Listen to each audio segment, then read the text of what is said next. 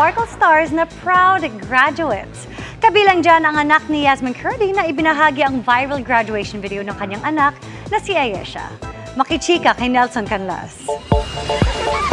Thankful din si Sparkle 10 actress Lian Valentin na nagbunga ang kanyang mga sakripisyo habang pinagsasabay ang showbiz at ang pag-aaral. Ngayon, isa na siyang degree holder. Naranasan ko na, Sir Nelson, yung habang hindi kami kinukunan ng mga scenes namin or hindi pa turn ko sa eksena, nag-online class ako. I started my college life when I was, nung pandemic, nung medyo nagiging maluwag na, doon na nag-start yung taping. Sabi ko, okay, mahirapan ako pero kayang-kaya ko to, kaya yan, kaya yung pagsabayin.